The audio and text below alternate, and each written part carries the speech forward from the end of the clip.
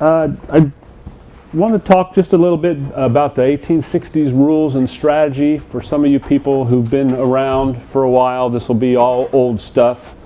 And for you new guys, it'll be part of your learning curve because it's easy to sit here and talk about some of the rules and strategies, but until you actually get out on the field and play a game and see it happen in front of you, then that's probably when it'll sink in a little bit better. But I just wanted to go over some things that we run into in a normal course of things. And I don't really want to sit up here and talk all the time, so if anybody has anything that they would like to add or a special point they would like to bring up, or especially the new guys, if they have a serious question, please ask, because I've had a rough week anyways. I don't want to sit here and talk all day. So you're not sitting. Yeah. I should be. I need a stool. Yeah. Okay. As simple as you probably should already know, we interpret baseball as it was played in the 1860s, not the 1960s or any of that time. And what we need to do is mentally, before a game, put yourself into the day, and part of that is by understanding some of the rules and the strategies from the time, and kind of understanding some of the differences between baseball as it was played in the 1860s and today. And I think it's important because it's hard that with all the baseball knowledge that we have today to really put yourself in that frame of mind from the 1860s, but you need to. Go ahead. We're playing baseball in 1860, right? Yeah. 1860s. What's that? We're representing baseball in 1860. 60s. Early 1860s. Let's put it that way. He's trying to say 60 instead of 60s. Not the decade. Oh, 60. I'm sorry. The rules are changing. 1860. Okay. Good point. But again, we need to really step out of our normal baseball knowledge before we go into these games and just kind of put ourselves in that time frame. Run some of the rules and strategies through your head so that you're ready. And that's important to understand the rules and strategies so that we can accurately portray the 1860s to the spectators. They're the ones who don't know the 1860s game. So if we need to get into that frame of mind so that the spectators understand this is not baseball as it is played today. So I think that's important as well. And again, yes. Mike made a very good, pertinent point. Yes. Okay? He said, Choo-Choo goes, no wonder he's always late coming back on the field because he can't get himself back out of the 1860s. That's right. It's true. And part of the key, like I said, understanding the rules and strategies is to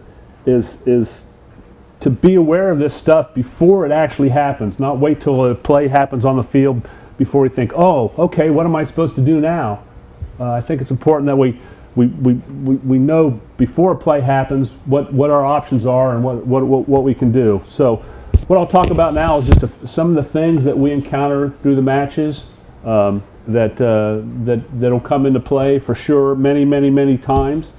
And the first one I wanted to talk about, we've got some guests here. The first thing I want to talk about is the foul ball or fair ball, and we run into this issue quite a bit. And what I like to say is a fair ball or foul ball is determined by where it strikes the ground first. So a ball that hits fair first is considered a fair ball, and a ball that hits foul first is considered a foul ball. So that is important, but even more important is a foul ball will be called out by the umpire. He'll say something on a foul ball, but he's not instructed to say anything on a fair ball. So that brings me to my point is that it doesn't matter if you think it's foul or fair. If the umpire doesn't call it foul, then you should be on your way to first base. And I see a lot of times where the guys will just stop because they think it hit foul and they don't want to run. But unless the umpire calls it foul, you should be on your way to first base. and 9 times out of 10, you know, you might get there. So that's important to realize, because that happens a lot. Sometimes the umpires aren't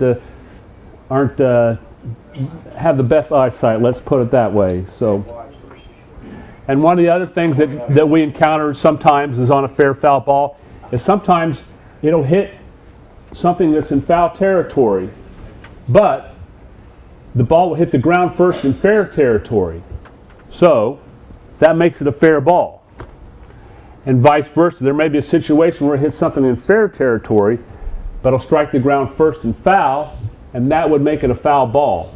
So again, hopefully the umpire will instruct you on that before it actually happens, so that you know whether you should be running or not running, but you should always think about running. It doesn't hurt the striker to run on a foul ball, you know. So, all right, any questions on that? Well, chime in? Striker to run on a foul ball. What's that? Runners have to be careful running on a foul ball. That's what I was going to say. Well, we'll get that. Because they've got to get back to the base. Right. Well, it's coming. Okay. That's a good point. Yeah. I mean, there's the foul ball for the striker, and there's the foul ball for the base runner, and the base runner probably in that situation is probably more at risk than the base runner, because he can run on a foul ball and, you know, he'll get to strike again. So, but the base runner might not be that lucky. Yes. Is the base considered part of the ground? If it hits first base? Yeah, the base would be considered in play. Yes. Very good point. So, but I think that's another thing to realize. You know what? It's where it hits the ground first. So you got to be careful of that. So you got to keep your eye on the ball and see where the ball hits first. So, yes. Will the umpire make any gestures, whether it's fair or foul, like signal his hand, left, right, or? I think that you know what? I think some do and some don't. I think all that we require is that he announces that it's foul. All he's got to do is verbally say that. And again, if you're the striker, that doesn't always happen. So if you're not sure if it's fair or foul, and you're the striker, then you're probably best going running anyways. Yes. What's that? So line drives hit the third base. He drops it, it hits third base, and hits then foul. Is that a fair or foul ball? Well, if it hits the base, it'd be fair, because that's where it hits the ground first. Base is not part of the field. You said it's not That part of is the an ball. object on the field that is not part of the field. The rule says it has to hit the ground. So you're saying the base Same thing if it hit the baseman in the foot. He is an object on the field that has to physically touch the ground. So if that ball would hit, say a line drive hits the third base, pops over in foul territory, that is a foul ball. I guess that's something I don't think we've ever run into. You're probably.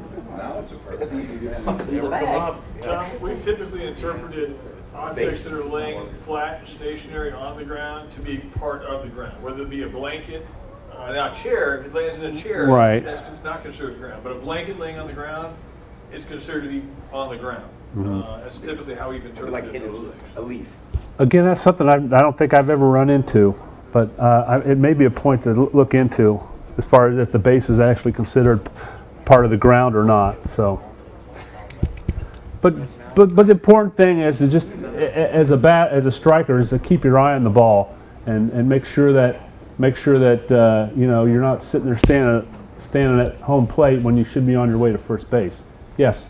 So did we decide with that? I think we need to get clarification. I don't know, Jim, I would ask you, I don't know. I would think the bag is part of the field of play because it's put in there for the game. It's part of the field of play, but just like home plate is.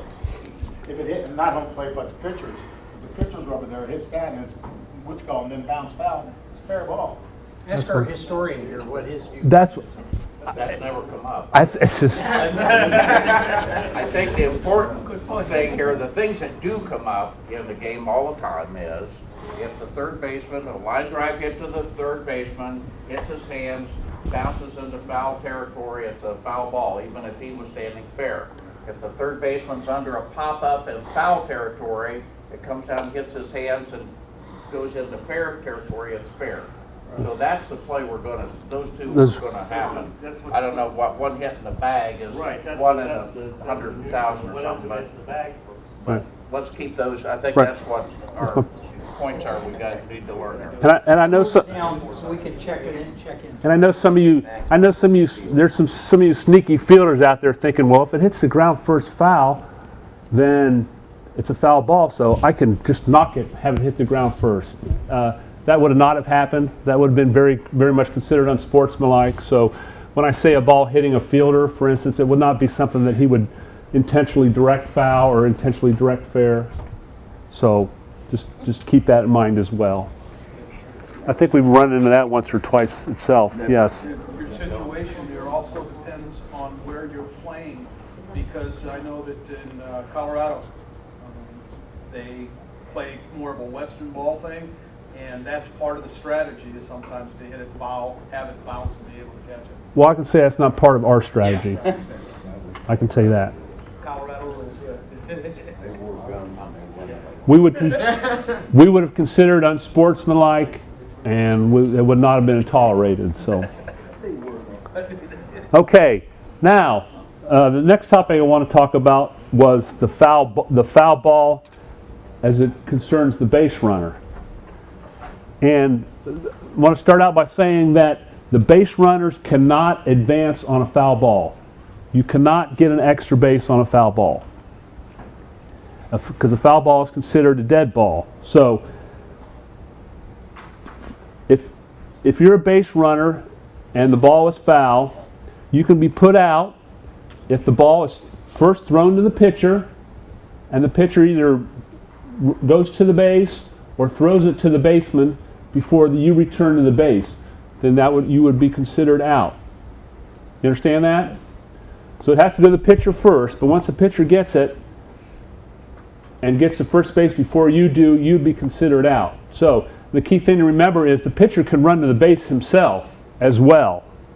So the pitcher could already run to the base, catch the ball, and get there before you do. So he doesn't have to be standing on the mound and catch the ball and then throw it to first base. A good pitcher would be already towards first base. So the key is, I guess, is to realize that if it's a foul ball, you should be doing nothing else other than going back to the bag as fast as you can.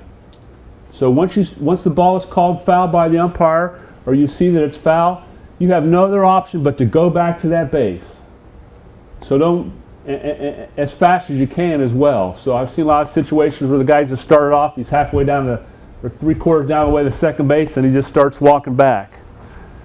Because a good pitcher will run to the base and get the ball and beat you before you get there. So one more thing about Yep. that same play. I think we've talked about this to the other vintage teams, and that is, let's say on his way back to the base, somebody tries to make a play on him to get him out, and the ball goes over the first baseman's head.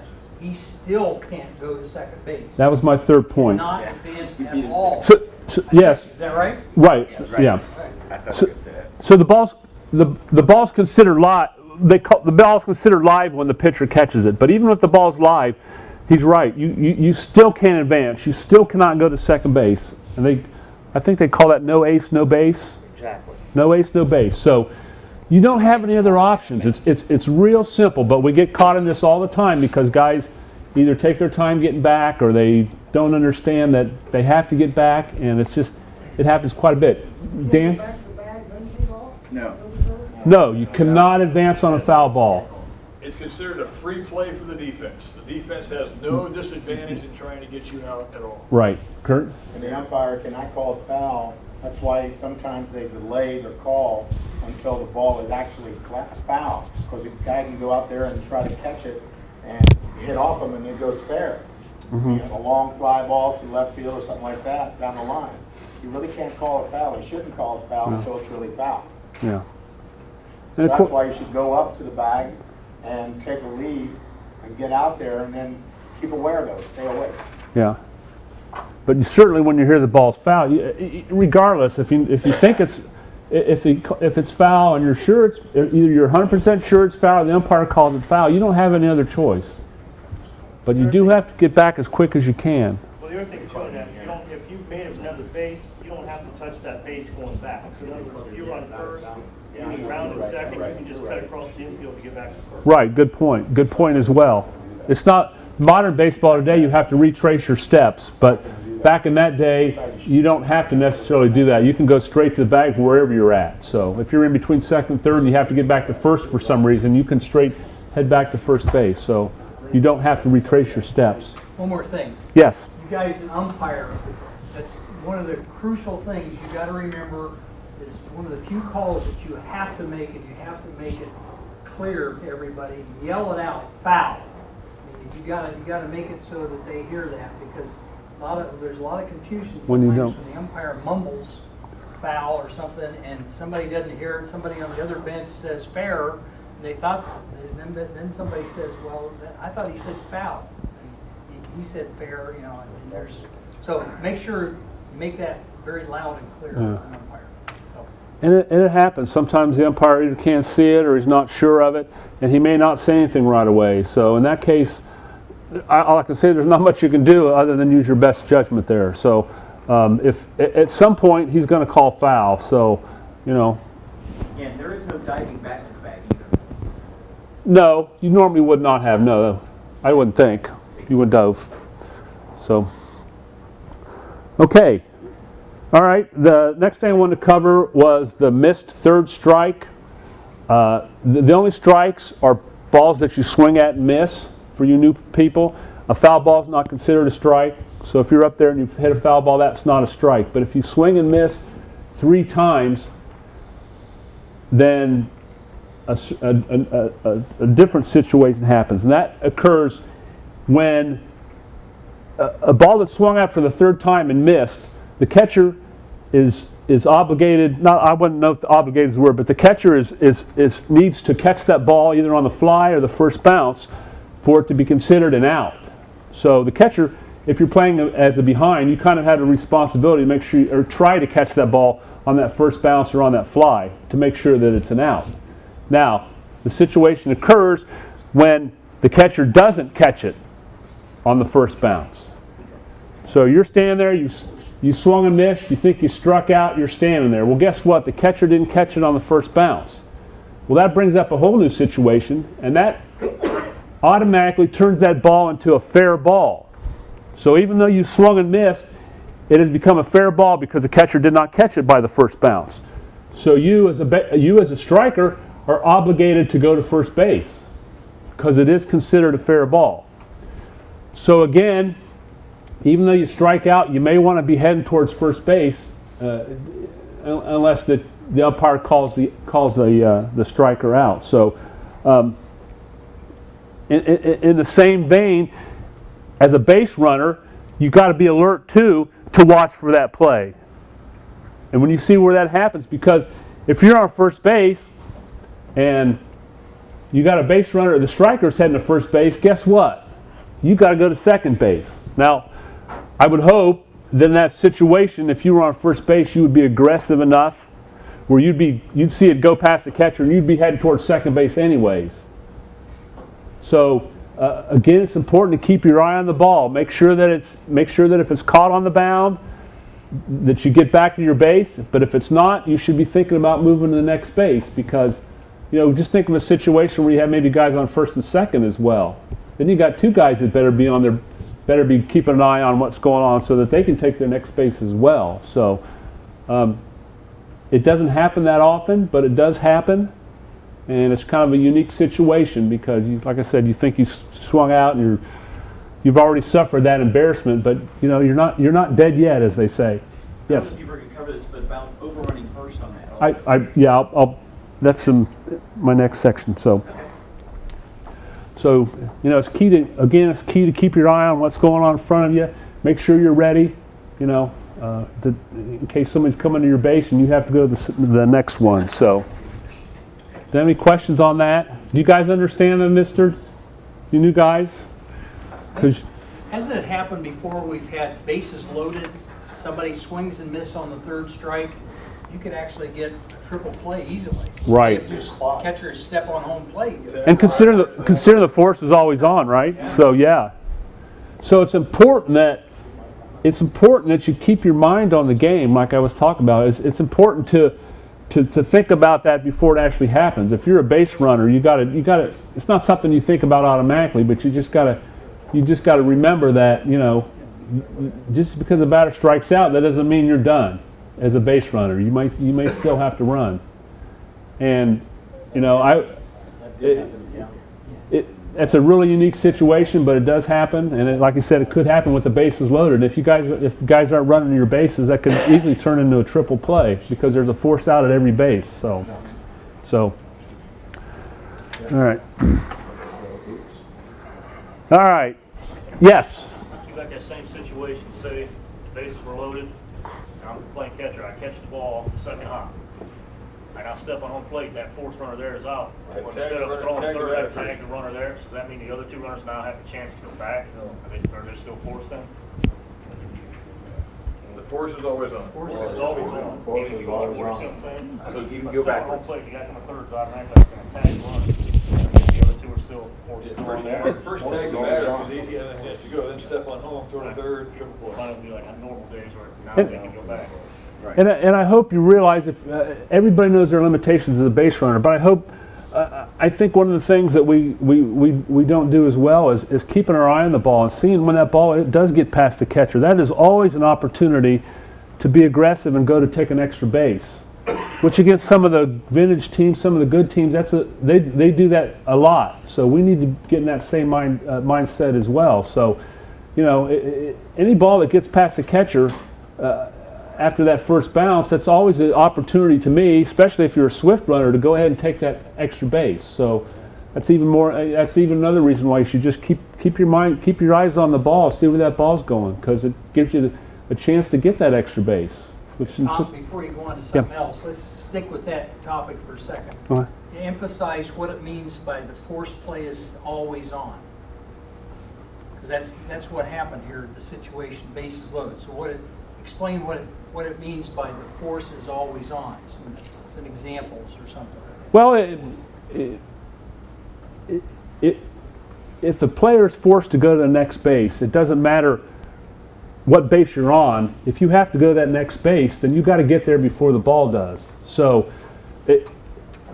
today that's not like that. There's not a force at every base necessarily. But in the 1860s, if you have to get to third base, you got to get to third base before the ball gets there, and the guy on first base has to get to second base before the ball gets there, and same with the batter as well. So good. It also means that if you're on first and second, and a real hot shot is hit to first base, you forced to run out at first, you still got a chance to get to second and third. After that, I mean, you can go to third first, you can go to second, you can go anywhere you want, depending on the runner. Don't have to tag. Yeah, just tag back.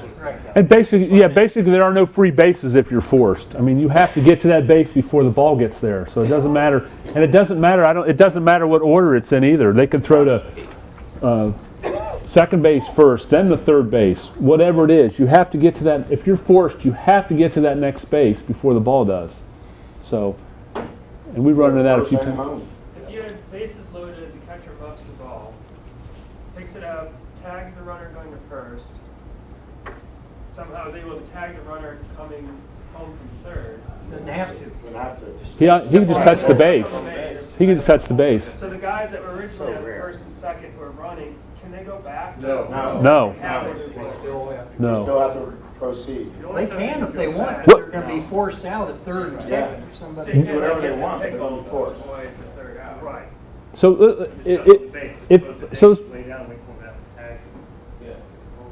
let's put it this way. So I guess what it comes down to is if you're forced to go to the next base because the ball is a fair ball, then you have to go to that base. There's no turning back. So if you're forced to go to the next base and it's a fair ball, you better be on your run. You better be running. For modern baseball, the situation can change after the ball struck, where you're no longer forced to go to the base. In the vintage game, that doesn't change. Once the ball struck and you're forced, there is no altering that the rest of that play. Right. You are forced, period, to make that base. Right. So, and again, for you new people, you'll you'll pick that up probably more so in the game versus just us sitting here talking about it. But it's a really key issue because we run into it every once in a while ourselves. So, Tom, I think the big point to emphasize on this is to know when you're forced and when you're not. So, in other words, if there's a hot shot hit to the shortstop and they catch it on the bound, yeah. you're no longer forced, and that's what we run into. People run into outs. Right. If they can't tell it was, a single bound out versus a double hopper. That's the difference between forcing and not being forced. Well, that's kind of in my next section here as well.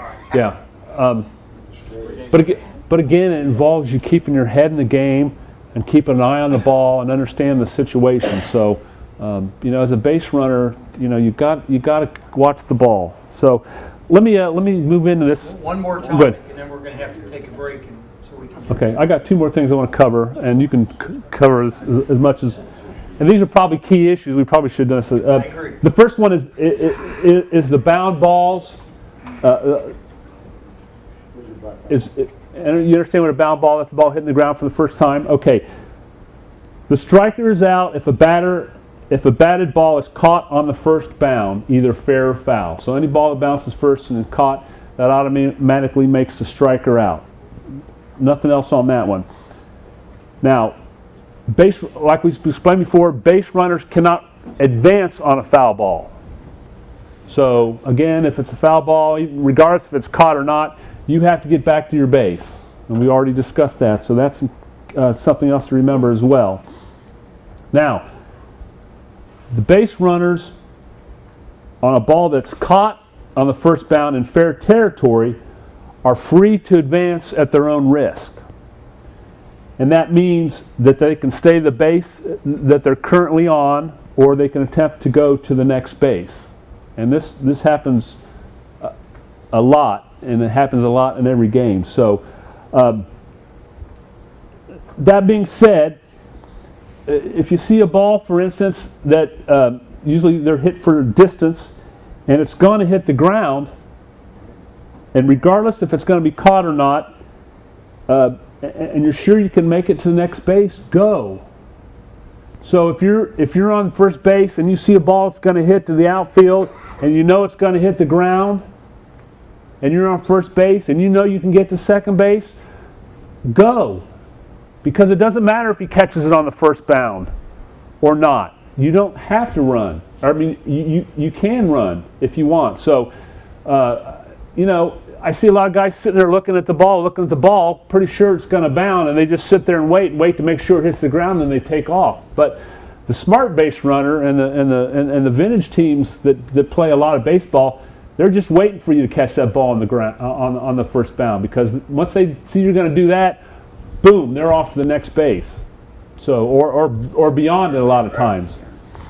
Yes. Our tournament we had, well, I hate saying that word, but our tournament we had in Indiana, right, was very, very good with this, because Graley, I don't think he got a hit in the whole game. No. He made all outs, except he hit them so far. We had a runner on second base. Second and third, we scored about 6 or 7 runs with Graley hitting the ball so far. They caught it on the bound, but they scored, and that's how we won the game, by one tally. And we had the winning run, I think, was scored. We had a batter on second base, and he hit the ball very deep over the left fielder's head. Well, the left fielder goes running back to catch the ball. Well, he wasn't going to catch it on the first. He wasn't going to catch it on the fly. That was pretty obvious.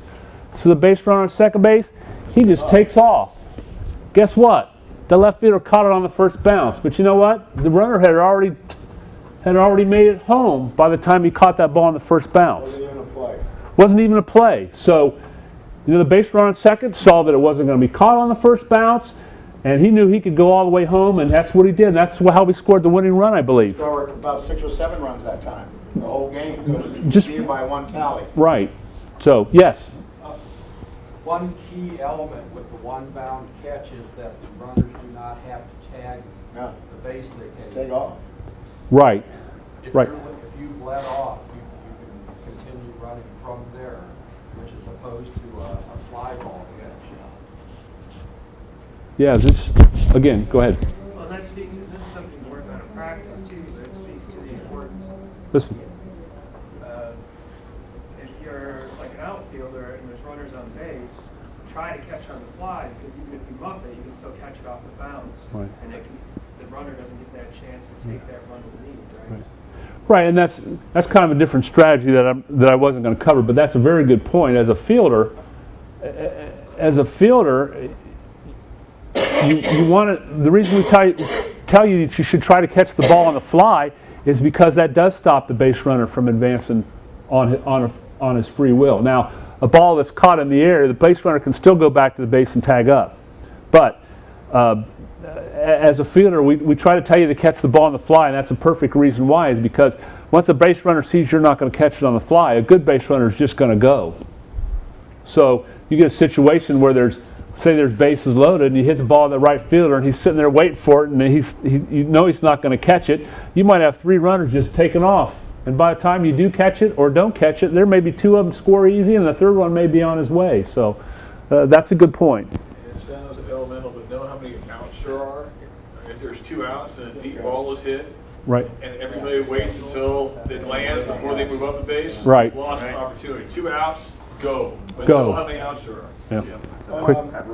Newbies, anybody else?